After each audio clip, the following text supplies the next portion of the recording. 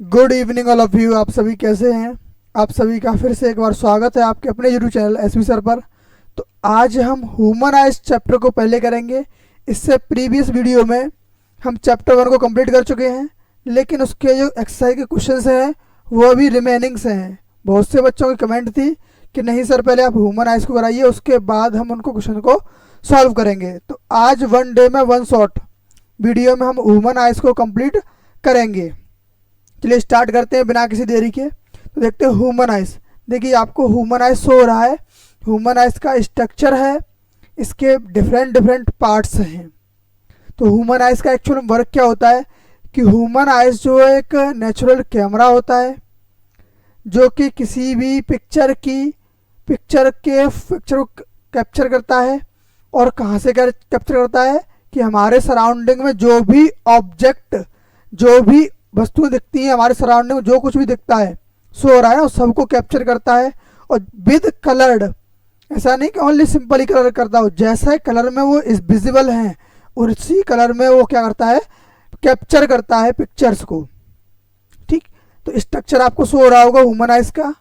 ठीक है, देखिए ये पॉइंट है, यहाँ ये लेंस होता है कॉनकेव लेंस।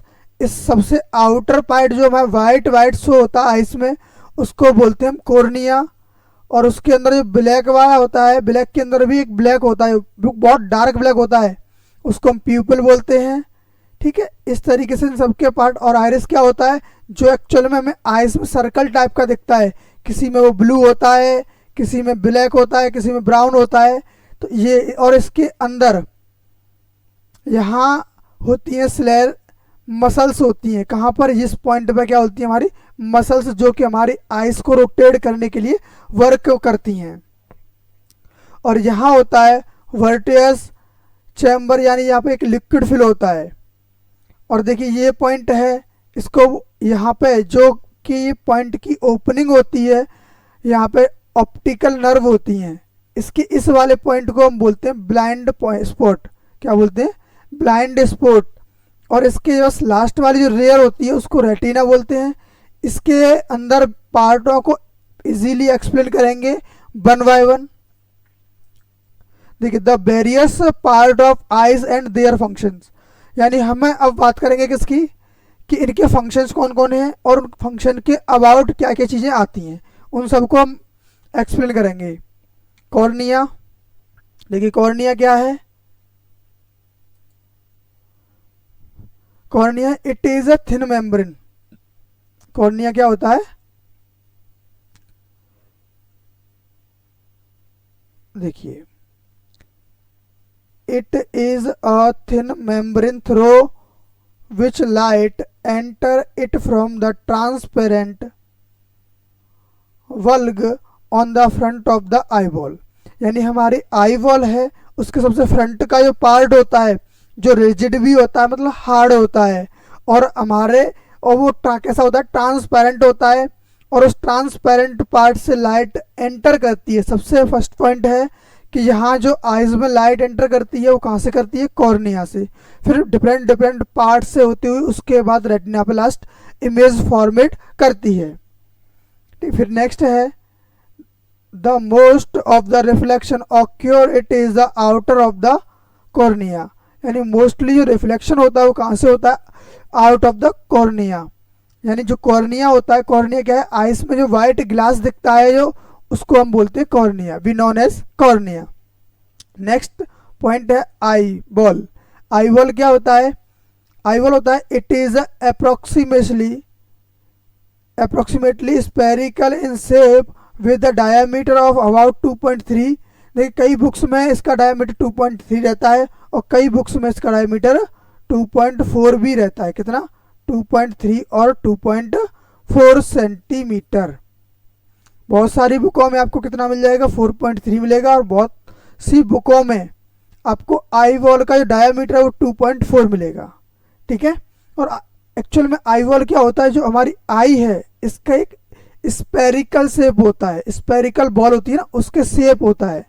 तो उस बॉल का जो डायमीटर होता है वो कितना होता है, 2.3 और 2.4 रहता है। नेक्स्ट है आइरिस। अब आइरिस क्या होता है, it is a dark muscular diaphragm that control the size of pupil. It is behind the cornea. अब ये क्या होता है, कॉर्निया के जस्ट बिहाइंड मतलब पीछे की साइड में होता है। और कहाँ रहता है, जैसे किसी के में वो ब्लू दिखता है, किसी के में ब्राउन है, किसी के में ब्लैक दिखता है, जो स्पेरिकल शेप में दिखता है, सर्कल शेप में जो दिखता है वो होता है आइरिस। बात समझ में आ गई। जो कॉर्निया है वाइट वाइट, उसके अंदर एक सर्कल सा दिख रहा होगा आपको, वही होता है आइरिस। और ये क्या करता है, ये पीपल को कंट्रोल करता है। पीपल क्या होता है कि इसके अंदर भी एक डार्क पॉइंट होता है, हैवी डार्क पॉइंट, उसको हम क्या बोलते हैं, पीपल बोलते हैं। तो पीपल के बारे में हम एक्सप्लेन करेंगे। देखिए पीपल, अब देखते हैं नेक्स्ट पॉइंट है पीपल। पीपल क्या है उसको भी जान लेते हैं। देखिए क्या प्यूपिल, प्यूपिल क्या, it regulate and control the amount of light entering the eyes. यानी कि ये क्या करता है कि हमारी आइज में जो भी लाइट एंटर कर रही है उसको कंट्रोल करता है। मेन वर्क क्या है इसका, the light of the amount of light entering the eyes, और उसको भी क्या करता है, कंट्रोल, यानी control the amount of light entering the eyes. People का वर्क क्या है कि जो कंट्रोल करता है किसको, जो हमारी आइज में लाइट रेज जाती है, कहां पर, रेटिना पर। It is the black opening the between aqueous humour and lens. यानी कहाँ पे होती है ये, it is the black opening, कहाँ, अंदर की साइड इसकी ओपनिंग किसके बिटवीन होती है, aqueous humour and lens. Aqueous humour का होता है, देखिए उस आइज में दिखाते हैं, जहाँ पर ये कॉर्निया है और कॉर्निया और आइरिस के बिटवीन ये स्पेस होता है, यहाँ पे होता है एक्वस ह्यूमर। क्या होता है, एक्वस ह्यूमर होता है। नेक्स्ट पॉइंट क्या है, crystalline eye lens. Crystalline eye lens, ये provided the focused real and inverted image of the object on the retina. इसका वर्क क्या है, ये प्रोवाइड करता है क्या, focused real inverted image of the object on the retina. यानी इसका काम है कि रेटिना पर किस तरीके से ऑब्जेक्ट रियल और इन्वर्टेड में दिखाना है, उसका वर्क होता है क्रिस्टलाइन आई लेंस का। वो क्या करता है कि यहाँ ऑब्जेक्ट को शो कराता है किस पर, रेटिना पर। It is composed of a fibre jelly like material. यानी किससे बनता है, एक तो फाइबर से बनता है और जेली लाइक मटेरियल होता है, उससे तैयार होता है। ये किससे तैयार होता है, ये जेली लाइक सब्सटेंस होता है, उससे तैयार होता है। ठीक, देखिए this is convex lens that is a converging light at retina. This is convex lens. ये कैसा होता है, एक convex lens होता है, हमारी आई के अंदर एक convex lens होता है, that is convex lens। ये रिपीट हो गया है यहाँ से, इस वाले पॉइंट से, ये पॉइंट रिपीटेड है, कहाँ से, यहाँ से, ये वाला कॉन्वेक्स लेंस दैट, ये आपको नहीं नोट करना है। This is a convex lens that converge light at retina. ये क्या करता है, ये कॉन्वेक्स लेंस होता है जिसका काम क्या होता है, कन्वर्ज करता है लाइट को रेटिना पर। लाइट को रेटिना पर एक ही पॉइंट पर मीट कराता है। सपोज लाइट रेज है, ऐसे आती है, ऐसे आती है, यहाँ मीट करा दिया, ये क्या कहलाएगा, ये करता है इसको कन्वर्ज, मतलब मीट कराना एक ही पॉइंट पर। नेक्स्ट पॉइंट है ciliary muscles. It help the change the curvature of eye lens and change its focal length so that we can the object clearly place at a different position. यानी ये क्या करता है, it help to change curvature। Curvature क्या होता है, हमारे eyes की जो रेडियस होती है उसको चेंज करने का वर्क करता है। लेंस की जो रेडियस है उसको चेंज करता है, एंड रेडियस का मतलब क्या हुआ, उसको साइज चेंज करता है। ठीक है, and change the focal length, और फोकल लेंथ को भी चेंज करता है, सो दैट जिसके कारण we the object clearly placed at different position, वो हमें डिफरेंट पोजीशन पर एकदम क्लियरली ऑब्जेक्ट शो होता है।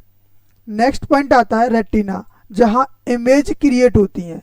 रेटिना क्या है कि it is a membrane that contain many light sensitive cells on the back of eyes, image formed on retina and generate electric signal।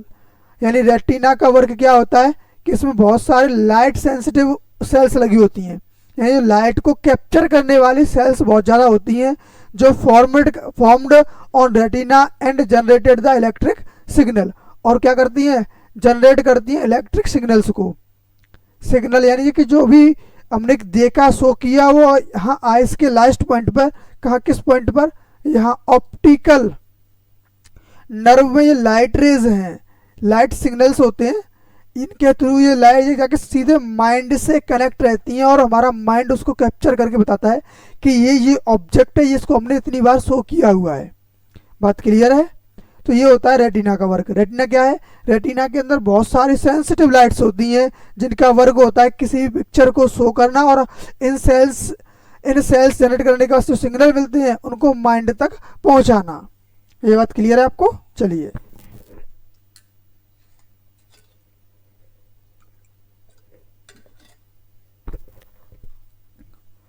Next page को चलते हैं। देखिए अब होता है ऑप्टिकल नर्व। ऑप्टिकल नर्व क्या होती हैं, electric signal generate by the retina send to brain by optical nerve. यानी अब मेन क्या काम था रेटिना का, रेटिना के पास ही बहुत सारे इलेक्ट्रिकल सिग्नल्स थे, अब उनको अगर माइंड तक ब्रेन तक पहुंचाना है तो उनका वो किसका वर्क होता है, वो होता है ऑप्टिकल नर्व का वर्क होता है। बात क्लियर है? यानी रेटिना के पास क्या थी, बहुत सारे इलेक्ट्रिकल सिग्नल्स थे और बहुत सारी सेल्स थी ऐसी, जो जिनका वर्क क्या था कि जो भी सिग्नल्स तैयार करती थी कि ये हमने देखा, ये देखा। अब एक होता था ऑप्टिकल नर्व, उसका वर्क क्या था कि ये सीधा माइंड तक इन सिग्नल्स को पहुंचाएगा। नेक्स्ट है ब्रेटियस ह्यूमर। देखिए इस ब्रेटियस ह्यूमर को जानते हैं,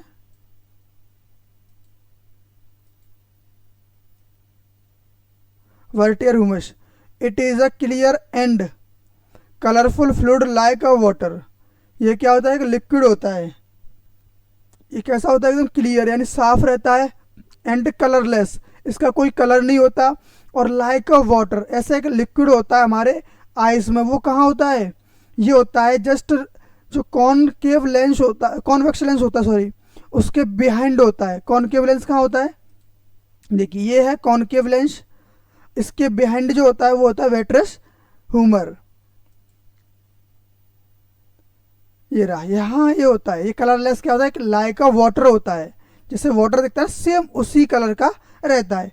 ये तो पॉइंट हुआ कि आइस के डिफरेंट पार्ट्स क्या थे, यहाँ तक कंप्लीट हुआ कि आइस के हमने डिफरेंट पार्ट थे, आइस का वर्क क्या होता है उसको हमने जान लिया। अब नेक्स्ट पॉइंट देखते हैं, अकोमोडेशन ऑफ द आइज।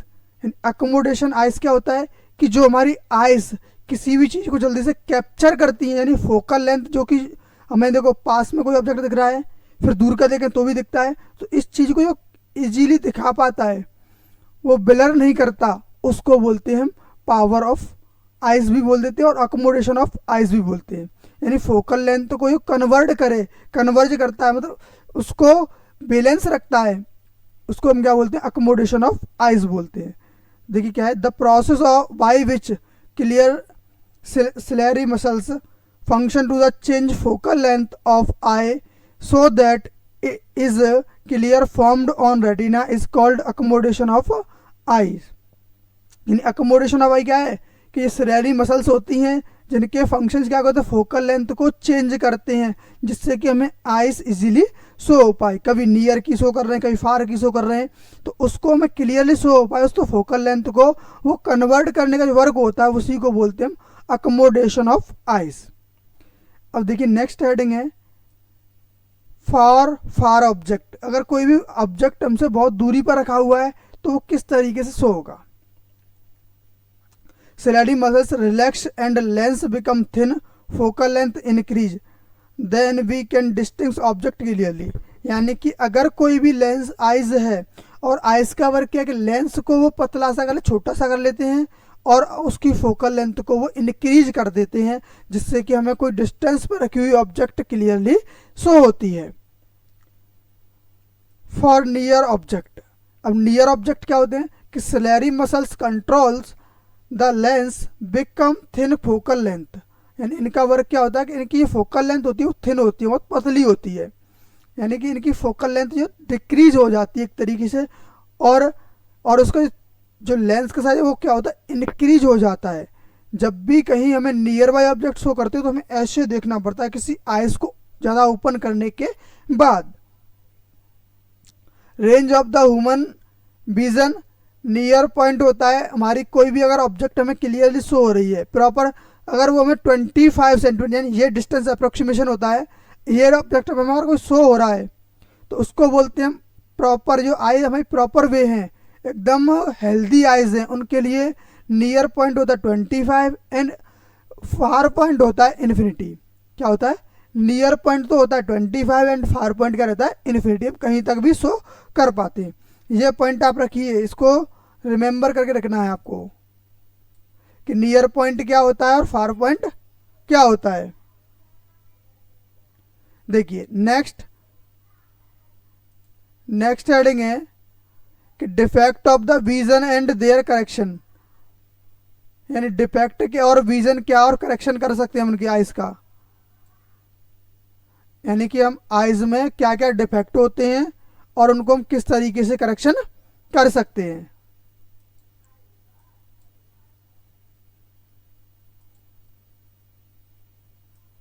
ठीक, यानी कि हम क्या किस किस चीज को क्लियरली शो कर सकते हैं।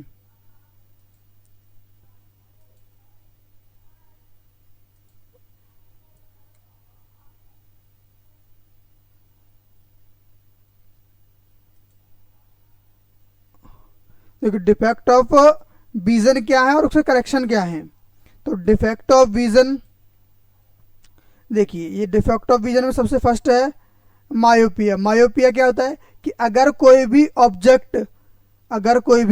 ऑब्जेक्ट हमें नियर शो होती है, पास में शो होती है, बट जो फार की ऑब्जेक्ट है वो हमें क्लियरली शो नहीं होती है, तो इसको बोलते हैं मायोपिया। मायोपिया में क्या होता है कि अगर कोई भी ऑब्जेक्ट हमें पास नियर की तो शो हो रही है प्रॉपरली, बट फार की शो नहीं होती है, ऐसे पॉइंट को हम बोलते हैं मायोपिया। एंड सेकंड पॉइंट है हाइपरमेट्रोपिया। यह क्या होता है, इसमें रहता है कि हमें फार की ऑब्जेक्ट तो क्लियर शो होती हैं बट नियर की ऑब्जेक्ट शो नहीं होती हैं। थर्ड है प्रेसबायोपिया। ये एक ऐसा है कि इसमें न तो फार का ऑब्जेक्ट शो होता है और ना ही नियर का ऑब्जेक्ट शो होता है। तो सबसे पहला पॉइंट रहेगा नियर मायोपिया, नियर साइडनेस। ठीक है, अ person with myopia defect can C near object clearly but can not see the distance object clearly, image is formed in front of the retina. यानी actual में होता क्या है कि ये जो आइस, इसमें हमें ऑब्जेक्ट नियर का शो नहीं होता है। क्यों शो नहीं होता है कि जब भी इमेज क्रिएट होता है, जैसे यहाँ आपको दिखाएं कि नॉर्मल आइज है तो यहाँ से लाइट रेज इस तरीके से आती हैं और रेटिना ये पॉइंट होता है, यहाँ पर ही इमेज का इनका एक ही पॉइंट पर कन्वर्ज करती हैं। एक्चुअल में जब मायोपिया होता है तो क्या होता है, यहाँ से लाइट रेज इस तरीके से आती हैं और ये जो रेटिना है उससे पहले ही मीट कर जाती हैं, इसीलिए हमें फार का ऑब्जेक्ट शो नहीं होता है। ये बात क्लियर है। अच्छा, अब करेक्शन कैसे करेंगे इसका, रीजन क्या होता है इसका, तो रीजन को भी जान लेते हैं। देखिए रीजन क्या है कि रीजन होता है focal length of eyes are decrease, यानी focal length of eye lens जो होती है वो डिक्रीज हो जाती है। और इलोंगेशन ऑफ आई वॉल, यानी इलोंगेशन ऑफ वॉल का मतलब होता है कि आई वॉल का जो साइज है वो इंक्रीज हो जाता है। आई वॉल का साइज क्या है, इंक्रीज हो जाता है, बट फोकल लेंथ जो है डिक्रीज हो जाती है। तो इसके लिए हम कॉनकेव लेंस का यूज करते हैं। अगर इससे हमें थोड़ा भी प्रॉपर वे में शो होना है तो हम किसका यूज करते हैं, हम यूज करते हैं कॉनकेव लेंस का यूज करते हैं। बात क्लियर। चलिए नेक्स्ट पॉइंट पर देखते हैं। नेक्स्ट डिफेक्ट है हाइपरमेट्रोपिया। नेक्स्ट डिफेक्ट क्या है? Hypermetropia. Hypermetropia farsightedness. Farsightedness देखो, a person with the hypermetropia defect can see far object clearly but can not see near object clearly. Image is formed in behind of retina. यानी कि जब भी hypermetropia यानी किसी भी person को object फार का शो हो रहा है बट नियर का शो नहीं हो रहा, मतलब कि जो भी आए रेटिना पॉइंट था वहाँ से इमेज फॉर्मेशन जो आगे हो रहा है, रेटिना से भी बाहर जाके होता है। देखिए डायग्राम में इसमें शो करते हैं, ये तो नॉर्मल आइस है, यहाँ पे कोई भी डिफेक्ट नहीं है कि प्रॉपर ये रेटिना पॉइंट है, यहाँ पे इमेज शो हो रहा है। बट इस रेटिना से इस वाले पॉइंट पे ये रेटिना पॉइंट होता है, यहाँ से जो है वो एक्स्ट्रा जाके शो होने लगा है, ये एक्स्ट्रा बाहर की तरफ शो होता है। तो इसको हम प्रॉपर करने के लिए कॉन्वेक्स लेंस का यूज करते हैं। किसका यूज करते हैं? कॉन्वेक्स लेंस का यूज करते हैं।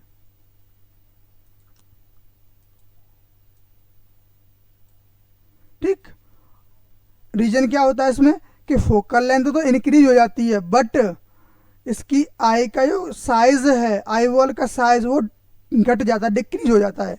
ठीक है, इसमें क्या होगा? फोकल लेंथ इंक्रीज हो जाएगी बट जो size of spherical eye ball है वो डिक्रीज हो जाता है, ऐसे हो जाता है, बहुत कम रहता है। करेक्शन क्या करते हैं? इसके लिए हम कॉन्वेक्स लेंस का यूज करते हैं। नेक्स्ट देखो, प्रेस बायोपिया क्या रहता है?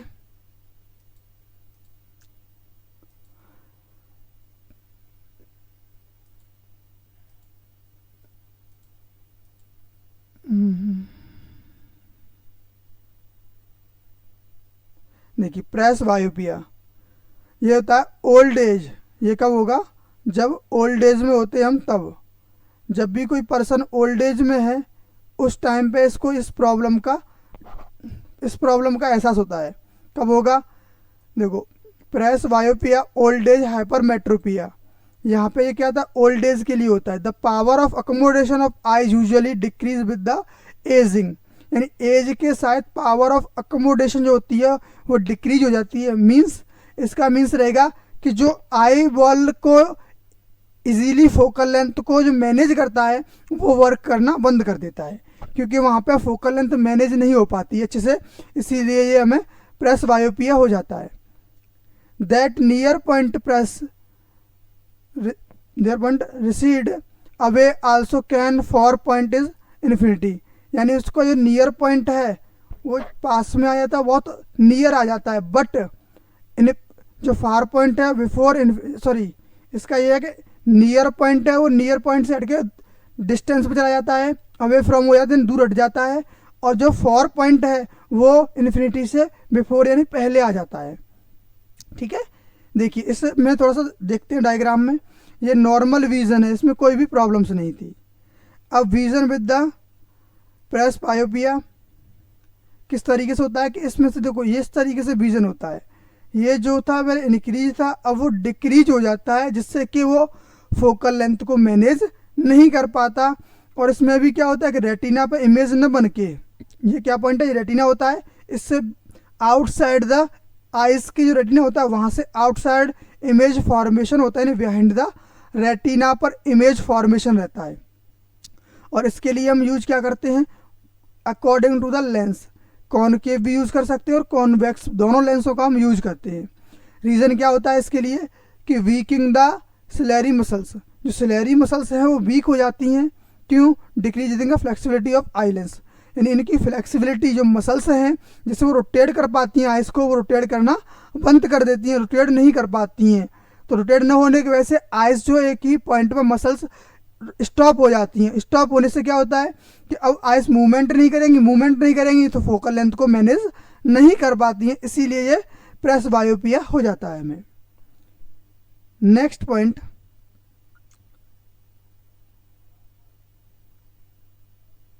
कैटरैक्ट। देखिए कैटरैक्ट क्या होता है? इसका सिंपली नेम हिंदी में मोतियाबिंद बोलते हैं। क्या बोलते हैं? मोतियाबिंद। मोतियाबिंद में क्या होता है नॉर्मली आपने लैंग्वेज में सुना होगा मोतियाबिंद। मोतियाबिंद होता है this layer the crystal lens of some people during old age become foggy due to this loss of vision this called of cataract. यानी देखो कैटरैक्ट में क्या होता है कि जब ओल्ड एज हो जाती है हम लोग तो हमारी आइज पर एक फॉगी वाइट वाइट कलर का एक फॉगी सा जम जाता है। यानी उससे क्या है कि हमें एकदम इमेज क्लियर शो नहीं होती। देखिए इस मैं आपको डायग्राम में शो कराता हूँ। अगर नॉर्मल आइज थी तो इजीली ये एक ही पॉइंट पर आप मीट कर रहे थे, बट जब हमें कैटरैक्ट होता है तो क्या होता है ये इस पर वाइट वाइट ये लिक्विड आ जाता है, जिससे कि यहाँ पे ये इनको डाइवर्ज करने लगता है लाइट रेज को। जो भी ऑब्जेक्ट की लाइट रेज हैं वो डाइवर्ट होती हैं और उनका एक ही पॉइंट पर इमेज क्रिएट नहीं होता है, इसीलिए हमें हो जाता है क्या कैटरैक्ट। रीज़न क्या है कि some protein build up eyes lens, यानी कुछ प्रोटीन का सबस्टेंस होता है वो हमारी आइज पे आ जाता है। और इसका करेक्शन क्या है कि इसके लिए आपको सर्जरी ही करानी होगी। सर्जरी के थ्रू मिनी सर्जरी होती है, इसकी सर्जरी से हम इस वाइट जो प्रोटीन का सबस्टेंस है उसको लेयर को उठा देते हैं और इजीली आपकी आइज फिर से सेम अच्छी एकदम क्लियर फॉर्म में हो जाती हैं।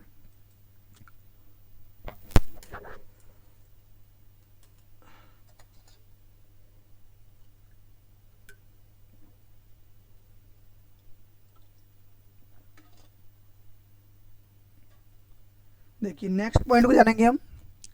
नेक्स्ट पॉइंट है refraction of light through a prism. यानी कोई भी लाइट है तो उसका रिफ्रैक्शन किस तरीके से होता है और किसके थ्रू, प्रिज्म के थ्रू किस तरीके से होता है। तो थोड़ा सा इमेजिन कीजिए एक प्रिज्म है, एक जो ट्रायंगुलर शेप होता है वो प्रिज्म का शेप होता है।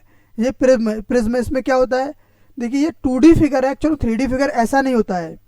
2D फिगर है, इसके बिहाइंड भी सेम इमेजिन करो, जो हट आपने इमेजिन किया हो शेप एक हट का स्ट्रक्चर होता है, इधर से भी इधर से भी। लाइक का आगे मैं आपको शो करा दूं, प्रिज्म का नहीं है शायद, प्रिज्म नहीं हो पाया है, बट चलिए अभी दिखाते हैं इसको, प्रिज्म को भी इंसर्ट कराते हैं इसमें। देखिए अभी इसको आप में हम दिखाते हैं कि प्रिज्म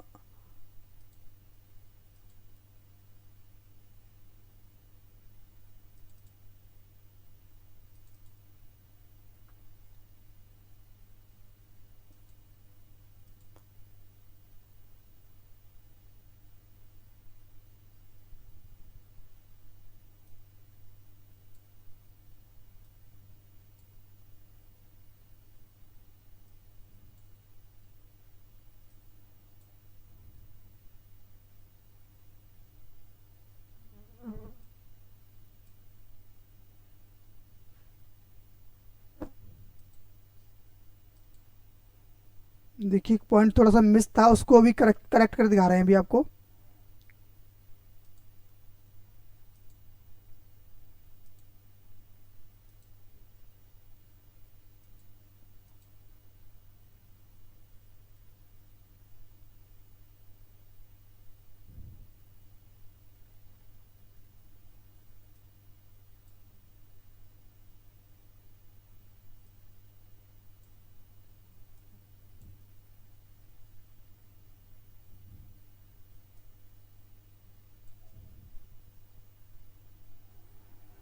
एक पॉइंट और छोटा सा मिस है, उसको अभी नहीं दिखा पाएंगे क्योंकि वर्टिकली अपोजिट वाला भी इसमें एक आया हुआ है। देखो ये पॉइंट हमने नोट दिखाया आपको कि इसमें एक वर्टिकली अपोजिट थोड़ा सा इमेजिन हम करा देंगे इसको। चलिए पहले इस पॉइंट को समझते हैं। देखिए प्रिज्म को जो है इस शेप का रहता है, प्रिज्म का एक्चुअल शेप क्या रहता है, इस शेप का, ठीक है। तो प्रिज्म क्या है, इट हैज़ 2 ट्रायंगुलर बेस, इसमें 2 ट्रायंगुलर बेसिस होते हैं एंड 3 रेक्टेंगुलर लेटरल सरफेस होते हैं। क्या रहते हैं, 3 रेक्टेंगुलर लेटरल सरफेस रहते हैं। अब एंगल देखो इसमें आपको प्रिज्म हो गया, क्या है कि इसमें 2 ट्रायंगुलर बेसिस होते हैं और 3 रेक्टेंगुलर लेटरल सरफेस होते हैं। अब एंगल ऑफ प्रिज्म क्या होता है, एंगल ऑफ प्रिज्म होता है ये क्या है, angle of A prism denoted by capital A. देखिए एंगल ऑफ प्रिज्म को कैसे नोट करते हैं, कैपिटल ए से नोट करते हैं। The angle between lateral surface is called angle of prism, यानी जो लेटरल सरफेस होते हैं उनके बिटवीन जो एंगल क्रिएट होता है उनको हम क्या बोलते हैं, एंगल ऑफ प्रिज्म बोलते हैं। अब नेक्स्ट है angle of deviation. Angle of deviation क्या होता है, it is a range between incident ray and emerged रे। देखिए एक्चुअल में इंसिडेंट रे और इमर्ज्ड रे कैसे होती हैं, जब भी कोई वाइट लाइट इस प्रिज्म पर बेंड करती है और उसके बाद इस तरीके से डाइवर्ट जो होती है, तो इस रेज को बोलते हैं हम इंसिडेंट रे। क्या बोलते हैं इस रेज को, इंसिडेंट रे।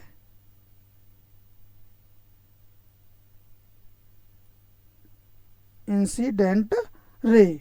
और नेक्स्ट इस रे को बोलते हैं हम इमर्ज्ड रे। इमर्ज्ड रे, ठीक। ये कौन सी रे है, इंसिडेंट रे है, ये इमर्ज्ड रे है। तो बात क्लियर है। तो इनके बिटवीन अब एंगल कहाँ क्रिएट होगा सर, आपने तो बता दिया ये इमर्ज्ड रे है, ये सॉरी ये इमर्ज्ड रे है और ये इंसिडेंट रे है। अब इनके बिटवीन एंगल क्रिएट कहाँ होगा, जो एंगल ऑफ डेविएशन होगा। तो वो देखिए अगर हम इसको इमेजिन करें, एक्चुअल में ये जो लाइट रेज हैं वो इस तरीके से पास होती हुई जाती हैं। तो इनके बिटवीन जो एंगल यहाँ क्रिएट होता है, this is a angle of deviation, it is denoted by delta. इसको किससे नोट करते हैं, it is denoted by delta, ठीक है। इसको नोट करते हैं हम डेल्टा से, इस तरीके से उसका सिंबल्स रहता है। इसको हम किससे नोट करते हैं, डेल्टा से, एंगल ऑफ डेविएशन। देखिए इसका जब भी कोई वाइट लाइट 7 कलर में डाइवर्ट होती है तो किस तरीके से रहती है, ये वाइट लाइट है, यहाँ से लाइट 7 कलर्स में डिवाइड हो गई। इसको बोलते हैं, जो भी चीज़ 7 कलर में डिवाइड हुई है उस लाइट का जो कॉम्बिनेशन होता है, दिस इज कॉल्ड स्पेक्ट्रम। इस लाइट रेज को क्या बोलते हैं, ये जो कलर आपको दिख रहे हैं इसको बोलते हैं स्पेक्ट्रम। बात क्लियर है, ये क्या है, स्पेक्ट्रम है। जब भी कोई वाइट लाइट रेज यहाँ बेंड होती है और वो 7 कलर में डिवाइड हो जाती है, this is called white light rays. Next है, if we put 2 identically inverted prism in the front of prism forming spectrum, then all the 7 color of spectrum combining by inverted prism and emerged as white light। देखिए इसको थोड़ा सा हम समझते हैं कि हमारे पास कोई एक प्रिज्म है, अब एक और इसके नियर हमने क्या किया कि सेम लैटरली इन्वर्टेड, यानी कि एक उल्टा हमने एक प्रिज्म रख दिया है। अब ये 2 प्रिज्म है, अगर कोई भी लाइट रेज ऐसे इस पर बेंड होती है और यहाँ से ये जो है 7 कलर्स में डिवाइड हो जाती है, तो यहाँ आते हुए फिर लास्ट में ये क्या करती है, एक ही ये लाइट रेज एक ही पॉइंट पर मीट हो जाती है और यहाँ से एक वाइट लाइट में कन्वर्ट हो जाती हैं, यहाँ से एक वाइट लाइट में कन्वर्ट हो जाती हैं। तो यही पॉइंट है कि जब भी लाइट रेज जो है किस तरीके से हो कि आइडेंटिकल इन्वर्टली हम प्रिज्म रखते हैं, स्ट्रेट एकदम एक क्लियर रखा हुआ है, उसको जस्ट अपोजिट उल्टा कर रख दिया गया है एक ही फ्रंट पर। तो उसकी स्पेक्ट्रम जो है पहले यहाँ से यहाँ आती है, स्पेक्ट्रम कहाँ, यहाँ वाइट लाइट रेज, ये स्पेक्ट्रम थी, यहाँ से सेकंड वाले प्रिज्म की फर्स्ट लेयर पे आती हैं और अगेन ये वाइट लाइट प्रोड्यूस कर देती हैं। क्लियर है। नेक्स्ट है total internal reflection. Total internal reflection क्या होता है कि when a light enters denser medium to rare medium and arrange the incident below, arrange the incidence below, incidence या एंगल होना चाहिए था, क्या देखिए इंसिडेंस एंगल रहना चाहिए था, incidence angle.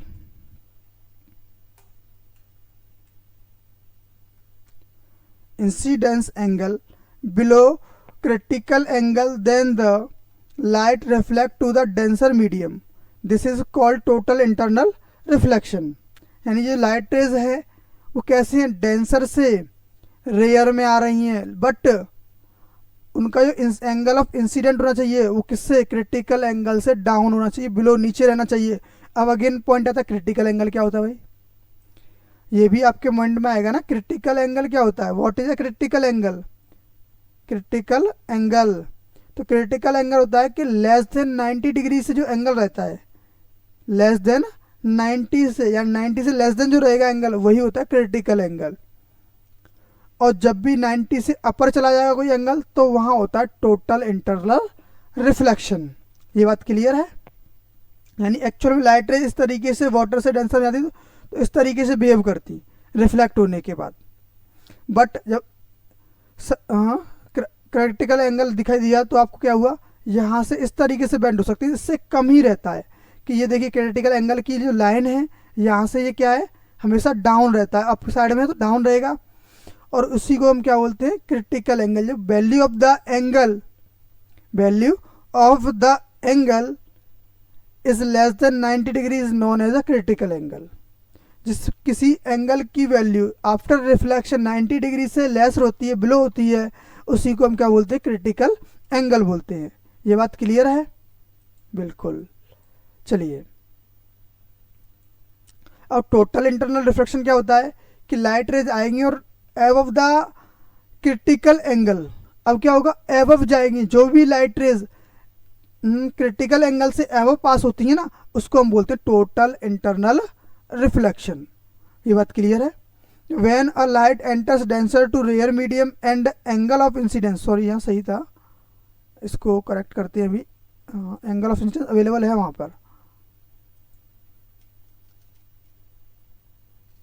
Angle of incidence below critical angle then the light reflect to in denser medium, this is called total internal reflection. ये टोटल इंटरनल रिफ्लेक्शन होता है। How a rain form from, यानी rainbow में किस तरीके से show होता है। एक्चुअल में क्या होता है कि पहले रेन होती है, बारिश होती है, अब इन्वायरमेंट में कुछ रेन ड्रॉप्स रह जाती हैं इस तरीके से। अब निकला है धूप, अब क्या हुआ, सन ग्रो होने लगा, निकलने लगा, तो यहाँ से आती है सनलाइट की वाइट लाइट रेज, और जो भी वाटर ड्रॉप्स थे वो लाइक अ प्रिज्म बिहेव करती हैं। कैसे, लाइक अ प्रिज्म। और फिर क्या होता है, उसके सन यहाँ है, लाइट रेज जैसे इसके बिहाइंड यहाँ पर हमें क्या शो होता है, एक रेनबो शो होता है, और रिफ्लेक्ट होके वहाँ से हमें ये 7 कलर शो होते हैं किसी भी पर्सन को।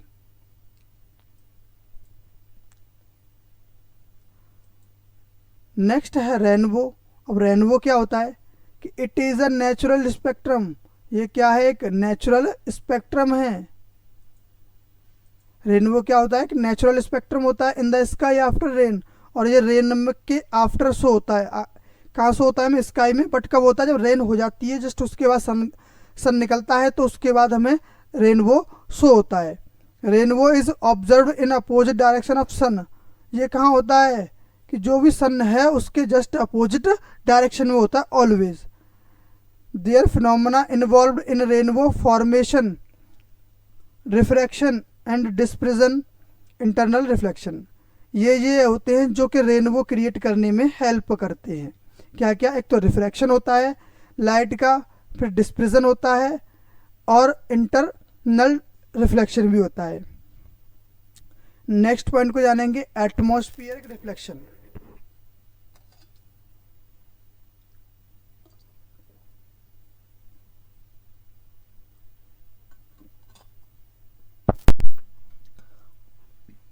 देखिए एटमॉस्फेरिक रिफ्लेक्शन क्या होता है, the reflection by different layers of atmosphere, यानी एटमॉस्फेयर में जितनी भी डिफरेंट लेयर्स होती हैं वहाँ से लाइट का जो रिफ्लेक्शन होता है उसी को हम क्या बोलते हैं, एटमॉस्फेरिक रिफ्लेक्शन जानते हैं, इसी के नाम से हम पुकारते हैं इसको। क्या होता है, बहुत सारे लेयर है हमारे एनवायरनमेंट में, वहाँ उन लेयरों से लाइट का जो रिफ्रैक्शन होता है और उसी को हम बोलते हैं atmospheric reflection. The reflective index of hot air is less then hot air, so due to a change in refraction index light appearing to come from different direction, यानी कि जब भी रिफ्रैक्टिव इंडेक्स होता है हॉट एयर से और cold air में। Hot air is less then cold air, यानी हॉट एयर का जो रिफ्रैक्टिव इंडेक्स होता है वो कोल्ड एयर से कम रहता है। So due to change in the refractive, जो रिफ्रैक्टिव इंडेक्स होता है उससे लाइट जो अपीयर होती है वहाँ क्या होती है, वो डिफरेंट डिफरेंट डायरेक्शन में डिवाइड हो जाती है।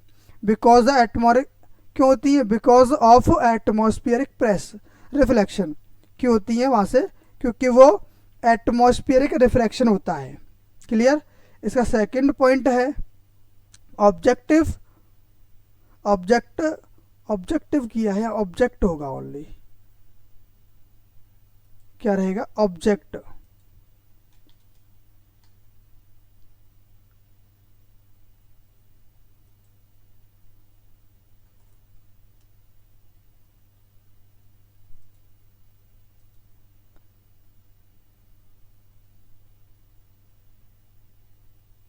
देखिए object flicker behind the hot air, कभी कभी होता है कि ऑब्जेक्ट आपको हिलता हुआ दिखता है, फ्लिकर मीन्स हिलता हुआ दिखता है। क्यों, रीजन क्या है ऐसा, क्योंकि वो ऑब्जेक्ट एक्चुअल में बहुत सारे इन्वायरमेंट एटमॉस्फेयर की लेयरों से पास होता है, वहाँ से उसका, जैसे हम नाइट में शो करते हैं ट्विंकल स्टार, यानी तारों का जो टिमटिमाना होता है, जो स्टार्स होते हैं वो ट्विंकल करते हैं। क्यों, क्योंकि वो बहुत सारी लेयर से, एटमॉस्फेयर की लेयर से उनकी लाइट रेज पास होकर तब हमारे तक आती हैं, तो वो डिफरेंट डिफरेंट रिफ्रैक्शन होता है ना, उस पोजीशन से चेंज हो जाती हैं, तो इसीलिए उनकी पोजीशन हमें स्टेबल शो नहीं होती है।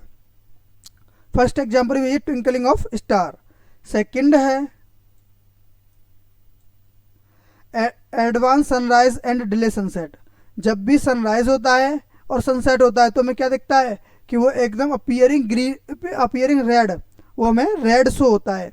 रीज़न क्या है, क्योंकि वहाँ पे सबसे ज़्यादा लाइट की जो वेवलेंथ होती है वो रेड की होती है, इसीलिए हमें वो रेड लाइट शो होती हैं। अदरवाइज जो वॉयलेट होती है उसकी वेवलेंथ कम होती है, तो इन्वायरमेंट के आउट स्पेयर पर भी फैल जाती है। वो आगे बताएंगे कि स्काई ब्लू कैसे होता है। Advance sunrise and delay sunset, delay sunset, sun appearing approx 2 minute earlier than actual sunrise and sun vision approx 2 after the actual sunset. यानी हमें एक पॉइंट अब आपको बताएंगे, we like so this is a horizon. अगर यहाँ पे सन है और यहाँ पर सन है, अगर ये राइज हो रहा है तो यहाँ पे हमें रेड शो होगा।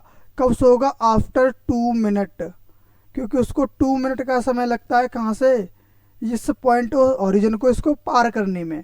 तो जब तक हॉरिजन पे एक्चुअल में रेड कलर शो होता है वहाँ सन राइज नहीं होता, वहाँ से सन का कलर शो होता है ओनली। ये सनसेट और सनराइज के, सनसेट होगा तब भी होता है और सनराइज होगा तब भी होता है, क्योंकि सन जब हॉरिजॉन से पहले होता है, 2 मिनट पहले का जो टाइम होता है, 2 मिनट बिफोर का टाइम होता है, वहाँ तब होता है यहाँ पर red colour so, this is a horizon. और सेम डिले होता है तब सनसेट होने के आफ्टर 2 मिनट तक वो रेड शो होता है। ये बात क्लियर है। इसका लास्ट पॉइंट हम जानेंगे। लास्ट पॉइंट क्या है, स्काई अपीयर ब्लू। स्काई हमें ब्लू क्यों शो होते हैं, स्काई जो है हमें ब्लू क्यों शो होता है, तो उसको जानेंगे। ये इस वीडियो का लास्ट पॉइंट है। तो आप सभी लोग हमारी वीडियो को लाइक करें, अपने दोस्तों से शेयर करें, और नए हो तो चैनल को सब्सक्राइब करें। देखिए sky appearing blue in upper atmospheric very fine particle of vapours and glass scatters, gases scatters scatter blue light. यहाँ पे थोड़ा सा मिसिंग है, यहाँ लाइट होगा, इसको भी करेक्ट करते हैं। यहाँ पे क्या रहेगा, लाइट रहेगा, लाइट, ठीक है। In the upper atmosphere is very fine particle of the vapours and gases scatter blue light so sky visible blue. यानी कि ये लाइट के इन्वायरमेंट में हमें क्या देखते हैं, बहुत सारे पार्टिकल्स होते हैं। देखो सेम इस डायग्राम को आप शो करो। Why is the sky blue, यहाँ सन है, सन के बाद ये एटमॉस्फेयर की स्पेस है, ये अर्थ है, यहाँ पे बहुत सारा चीज़ें में शो हो रही है। यहाँ इसका हमें ब्लू दिख रहा है, क्यों दिख रहा है, क्योंकि यहाँ बहुत सारी गैसेस अवेलेबल होती हैं, बहुत सारे वेपर्स के पार्टिकल्स होते हैं, बहुत स्मॉल स्मॉल पार्टिकल्स होते हैं। जब यहाँ पे ये आते हैं, तो जो वॉयलेट कलर और ब्लू कलर है वो एक्चुअल उन पार्टिकल में मिक्स हो जाता है, इसीलिए हमें वहाँ पे जो स्केलेटन होता है वो डिवाइड हो जाता है बहुत सारे पार्ट्स में, तो वहाँ हमें स्काई जो है ब्लू शो होने लगता है। क्लियर? चलिए मिलते हैं नेक्स्ट वीडियो में, तब तक के लिए जय हिंद जय भारत।